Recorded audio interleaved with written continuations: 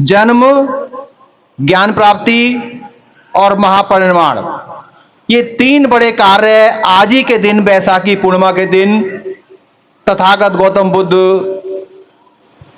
का हुआ।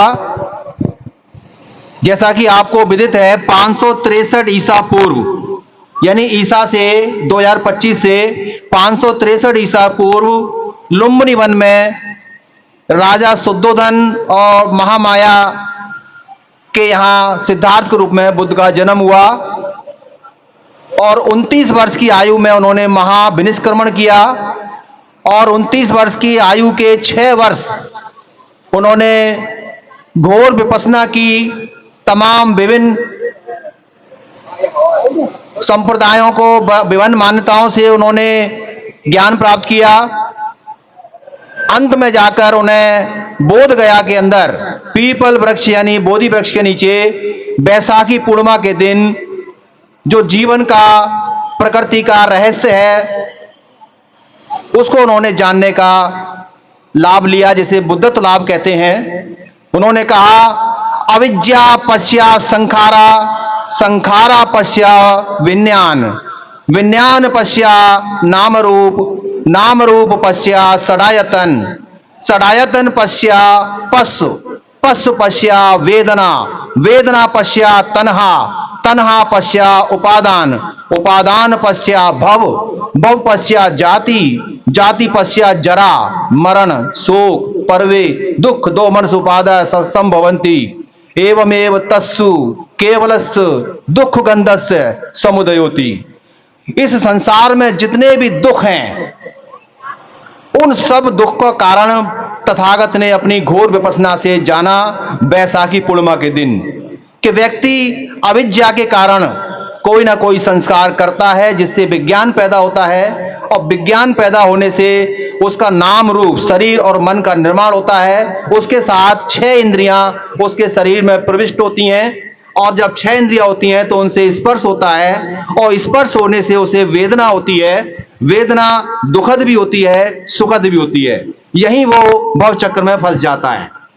अगर सुखद हुई तो उसकी चाहत पैदा होती है, तृष्णा पैदा होती है, दुखद होती है तो उसे द्वेष पैदा होता है कि ऐसा नहीं होना चाहिए, और इसी में वो उपादान लत लग जाती है और उसका भव सागर तैयार होता है और उसका जन्म होना निश्चित हो जाता है और जन्म के साथ ये सारे दुख बंधे हुए हैं। तो बुद्ध ने कहा, अविद्या रहेगी, अविद्या के बाद संस्कार होगा, संस्कार के बाद विज्ञान पैदा होगा, शरीर और मन भी बनेंगे और उसके बाद षडायतन 6 इंद्रियां हैं, इन सबको हम नष्ट नहीं कर सकते।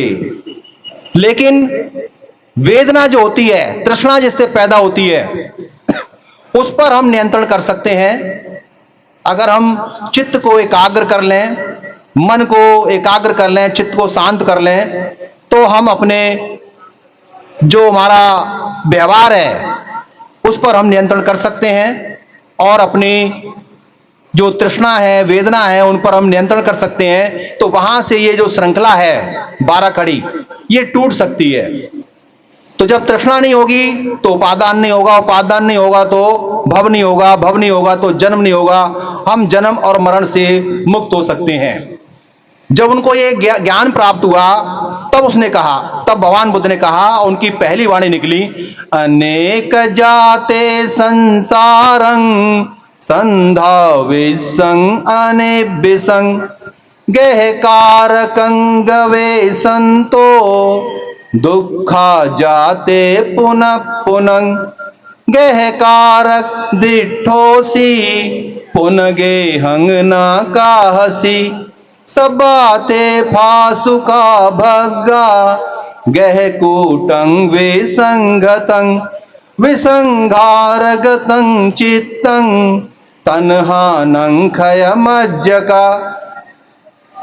बुद्ध कहते हैं कि मुझे ये ज्ञान नहीं था और मैं संधावन कर रहा था, जन्म से मृत्यु की ओर बार बार जन्म ले रहा था। अब मैंने घोर विपश्यना के माध्यम से शरीर की एक एक कणु, कोशिका के अंदर जो अणु परमाणु हैं वो कैसे निर्मित हो रहे हैं, कैसे उनका जो है 6 उपाधवय हो रहा है, उपाधवय हो रहा है, ये मैंने बिल्कुल अच्छी भली बात ही जान लिया है और मैं इसके कारण को भी जान गया हूं। अब जो घर बनाने के सामान हैं उन सबको मैंने, जो तृष्णा है उसको नष्ट कर दिया है। अब कोई मेरा पुनर्जन्म नहीं कर पाएगा और कोई भी व्यक्ति अगर अपनी तृष्णा पर काबू पा लेगा और अपने मन को विकार मुक्त कर लेगा तो वो इस जीवन में सफल हो जाएगा और वो जीवन मरण के बंधन से मुक्त हो जाएगा। तो ऐसा बुद्ध ने अपनी शिक्षाओं के माध्यम से सबसे पहले अपने पंचवग्गीय भिक्षुओं को इसका ज्ञान दिया कि दुख है, दुख का कारण है, दुख का निवारण है, दुख का एक मार्ग है। चरक भिक्खवे चारका बहुजन हिताय बहुजन सुखाय लोकानुपंपाय अत्ता हिताय आदि कल्याणं मध्य कल्याणं पर्यवसानं कल्याणं।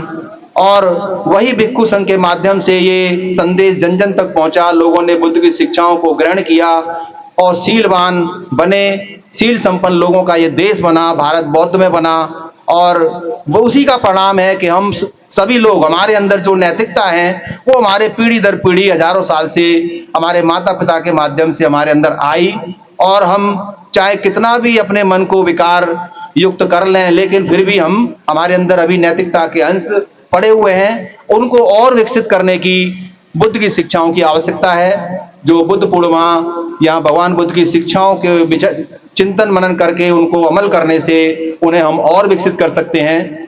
तो इसी के साथ मैं अपनी वाणी को विराम करता हूं।